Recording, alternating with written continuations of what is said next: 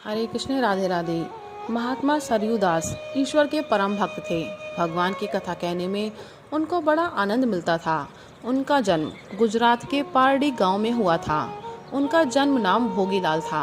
बचपन में उन्हें अपने पड़ोसी बजा भगत का सत्संग मिला। इसका परिणाम यह हुआ कि उनके भक्ति मूलक संस्कार उत्तरोत्तर विकसित होने लगे। उनकी शिक्षा दीक्षा बहुत थोड़ी थी। अंतर में भगवान की भक्ति तो जन्म जन्म से ही परिव्याप्त थी। यद्यपि उनके माता पिता और परिवार के अन्य लोग जीवित थे, फिर भी वे अपने मामा के ही घर पर रहकर उनके व्यापार का कार्य संभालते थे। कुछ दिनों के बाद उनका विवाह हो गया, पर उनकी पत्नी अधिक दिनों तक जीवित नहीं रह सकी। एक दिन उनके गांव में कुछ साधु आए और एक सघन बरगद के पेड़ के नीचे सत्संग आरंभ हो गया। भोगीलाल जी का साधुओं से संपर्क बढ़ा। ईश्वर प्रेरणा से उन्होंने उनमें से एक साधु से दीक्षा ले ली। संत ने उनका नाम सरयू दास रखा। तदनंतर अनेक तीर्थ स्थानों का भ्रमण करके सरयू दास अहमदाबाद के प्रेम दरवाजे के मंदिर में रहने लगे। इस पवित्र स्थान पर उन्होंने भगवत कथा आरंभ की। नित्य प्रति भक्तों की भीड़ बढ़ने लगी। लोगों को भक्ति परक उपदेश देना, परोपकार करना तथा दीन दुखियों की सेवा करना उनके जीवन का आदर्श हो गया। वे बड़े विनम्र और क्षमाशील महात्मा थे। एक बार वे रेलगाड़ी के तीसरे दर्जे में बैठकर डाकोर की यात्रा कर रहे थे। एक पठान ने उनको छेड़ने के लिए उन्हीं की ओर पैर फैलाना आरंभ किया। सरयू दास ने शीघ्रता से उसके पैर पकड़कर सरलता और निष्कपटता से कहा, पीड़ा हो रही है तो दबा दूं। पठान ने उनसे अपने अपराध के लिए क्षमा मांगी।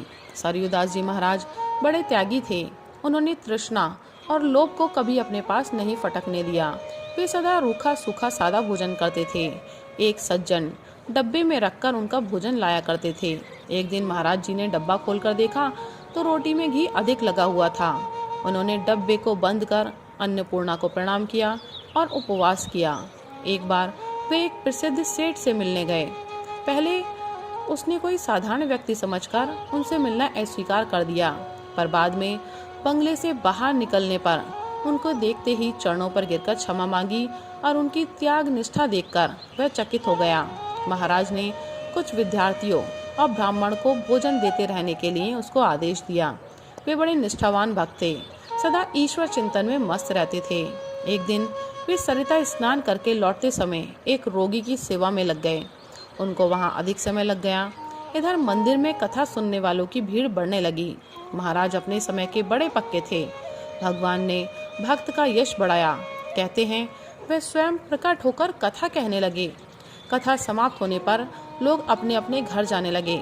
महाराज जल्दी जल्दी कथा मंडप की ओर जा रहे थे। महाराज ने कुछ श्रोताओं से अपनी अनुपस्थिति के लिए क्षमा मांगी। उन्हें यह जानकर आश्चर्य हुआ कि वे तो मेरी ही कथा सुनकर लौट रहे हैं। उन्होंने मन ही मन भगवान का स्मरण किया और प्रेम से गदगद हो गए। तो प्रभु प्रेमियों, प्रभु भक्तों, आप भी अपनी श्रद्धा, प्रेम और विश्वास बनाए रखें और प्रभु के प्रेम की, कृपा की अनुभूति करें। राधे राधे, हरे कृष्ण।